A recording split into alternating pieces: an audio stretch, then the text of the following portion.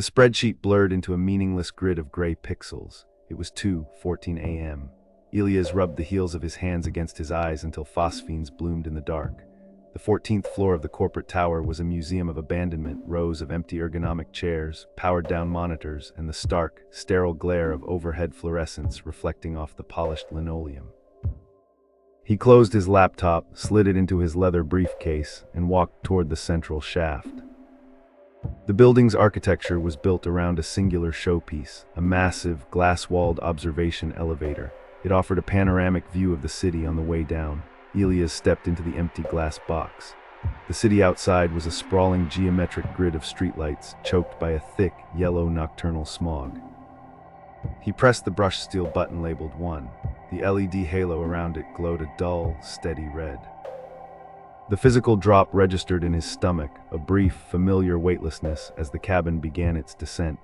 He watched the floors slide past the interior glass. 12, 11, 10. The city grid outside rose higher, the yellow fog slowly swallowing the skyscrapers.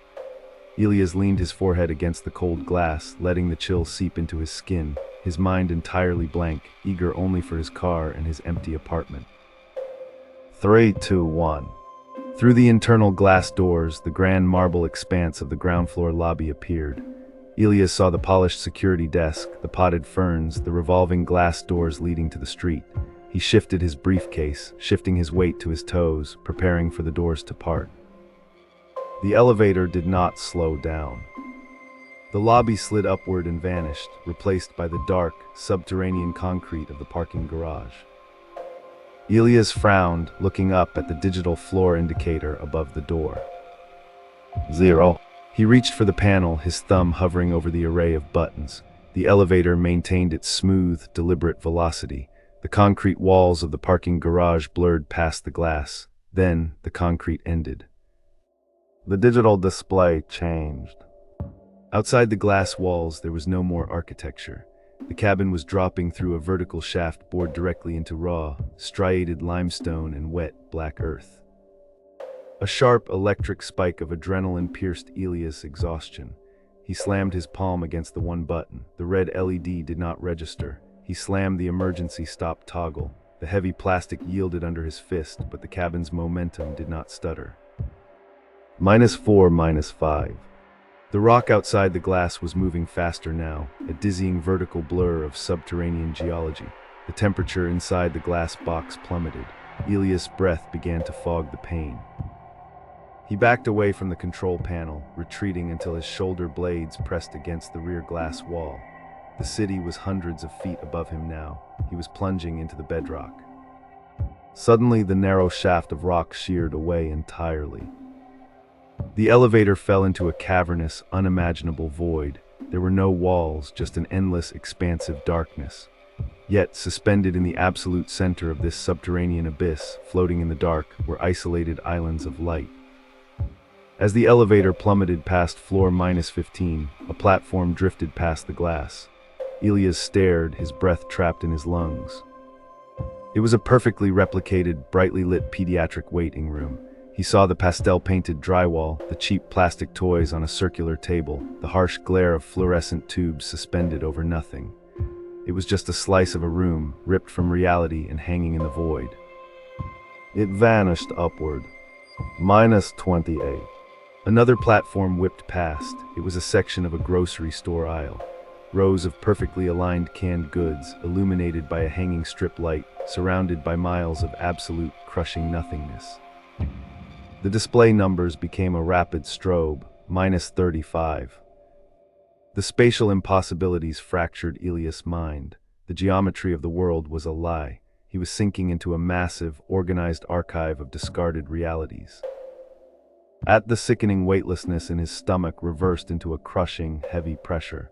The elevator was decelerating. The dark void outside was swallowed by a rising column of sleek, modern drywall and polished linoleum. The cabin came to a perfectly smooth, graceful halt. The digital display held steady. The glass doors parted. Elias did not move. His hands trembled violently around the handle of his briefcase. Outside the elevator was the 14th floor. He saw his own desk, he saw the empty ergonomic chairs, he saw his powered-down monitor. It was a flawless, millimeter-perfect duplicate of the office he had just left. Slowly, driven by a morbid pulling gravity, Elias stepped over the threshold and walked onto the linoleum. He looked up at the digital display mounted on the wall above the elevator doors. It read 14. He turned his head toward the massive, floor-to-ceiling windows at the far end of the office, the windows that were supposed to overlook the city skyline. There was no city. Pressed flat against the exterior of the office windows, stretching as far as the eye could see, was a solid, crushing wall of damp, black soil. Thick, pale roots, as wide as tree trunks, wormed their way across the glass, pulsing slightly. He was in his office, and he was thousands of feet underground. Elias let the leather briefcase slip from his fingers. It met the linoleum and tipped onto its side. The air in the subterranean replica possessed a heavy, suffocating viscosity, like the atmosphere at the absolute bottom of a deep swimming pool. It pressed inward against his skin and forced his lungs to labor for every breath. He stepped away from the elevator doors, his legs moving with a sluggish, dreamlike resistance. From a distance, the layout was flawless. The gray fabric partitions, the rows of ergonomic chairs, the scattering of pens beside the keyboards. It was a perfect physical photograph of his life. But as Elias approached his own cubicle, the resolution of the environment began to degrade. He reached for the framed photograph of his wife and daughter resting beside his monitor. His fingers did not meet cold glass or polished wood. The frame was a solid, continuous extrusion of the desk itself, rising seamlessly out of the plastic surface. He leaned closer, his vision swimming with a sudden, localized vertigo. The faces in the photograph were not printed. They were sculpted from a pale, wax-like substance. They lacked eyes, mouths, or defining features, just smooth, melted depressions mimicking human geometry only from the periphery. He touched the computer monitor. It was a single, heavy block of painted resin. There were no seams, there were no power cords beneath the desk. This was not a parallel dimension. It was a physical trap. It was an anglerfish's glowing bulb, constructed entirely from the skimmed surface memories of his own mind to keep him docile. A sharp chemical cold settled over Elias' skin. He backed away from the desk, his eyes darting to the massive, floor-to-ceiling windows at the end of the office. The pale, tree-trunk-sized roots pressed against the glass were not stationary. They moved with a slow, peristaltic rhythm, expanding and contracting as they pumped thick, dark fluid upward into the unseen ceiling. Driven by a morbid pulling gravity, Elias walked to the window. He raised his hand and pressed his palm flat against the pane. The surface was not glass, it was a warm, pliable membrane. It pulsed rhythmically against his skin, matching the exact tempo of his own racing pulse. Behind the membrane, the compacted black soil shifted. A shape emerged from the dark earth, pressing against the outside of the window. It was a human hand. The skin was entirely translucent, stripped of blood, the intricate bone structure clearly visible beneath the surface. It slid weakly down the membrane, leaving a thick, clear smear in its wake. Then a face emerged from the soil, pressing flat against the barrier. It was a man in a gray tailored suit. His eyes were locked wide open, staring blankly into the false office. Thick, pale roots were threaded directly through his cheekbones and into his eye sockets, anchoring his skull permanently into the dirt. He was part of the architecture now. Elias retreated wildly, his shoes slipping on the polished linoleum. The geometry of the trap was clear. The room was a digestion chamber. He spun around, desperate for the safety of the elevator, desperate to ascend. He propelled himself across the center aisle. The brushed steel doors of the central elevator were already sliding shut. Elias threw his hand forward, trying to break the optical sensor beam. The heavy metal panels clamped together, sealing the glass box completely. He slammed his palms against the exterior doors, staring through the narrow, vertical glass window into the cabin. The elevator was not empty. Standing in the exact center of the glass box, holding the leather briefcase Elias had dropped just moments ago, was Elias. The man inside the cabin did not look panicked. His posture was rigid, his expression entirely neutral, his eyes staring straight forward at the closed doors. He did not blink, He was a flawless, newly manufactured replacement. Above the doors, the digital display flashed, -42. The cabin began to drop, sinking further into the abyss. Elias stood stranded in the false, windowless tomb of the 14th floor, his palms pressed against the cold steel, watching his own life leave without him. The red LED display above the sealed doors held on -42. The cabin carrying his duplicate was gone, sinking further into the earth. Elias turned away from the brushed steel. The false 14th floor was already adapting to its new occupant.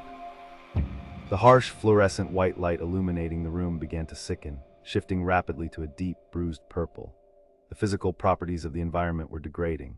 The polished linoleum beneath his leather shoes lost its rigidity, softening into a spongy, porous surface that compressed under his weight like a thick membrane.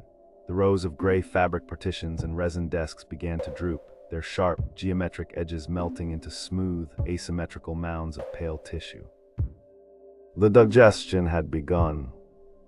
The viscous atmosphere thickened, turning into a heavy, caustic vapor that burned the surface of his eyes and seared the delicate lining of his lungs.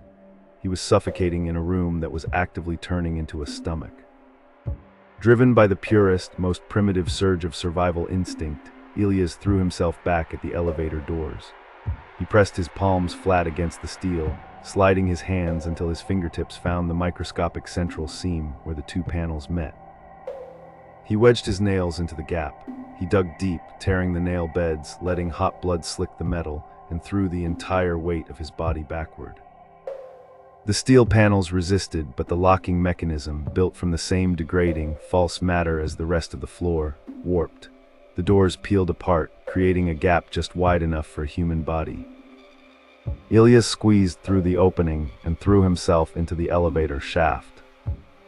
He caught the thick, greasy suspension cables with both hands, his body slamming hard against the interior concrete wall of the shaft.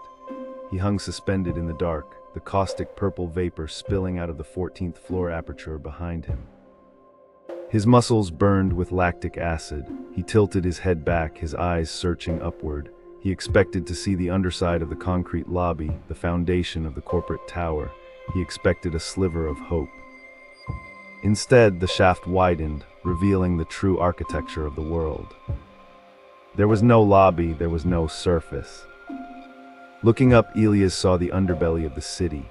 The skyscrapers he had known his entire life were entirely visible from below.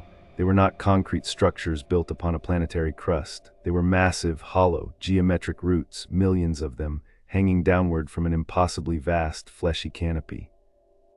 The yellow smog that choked the city streets was seeping directly from the pores of that organic ceiling, a heavy, gaseous byproduct of a colossal organism. The realization struck Elias with the physical force of a crushing weight.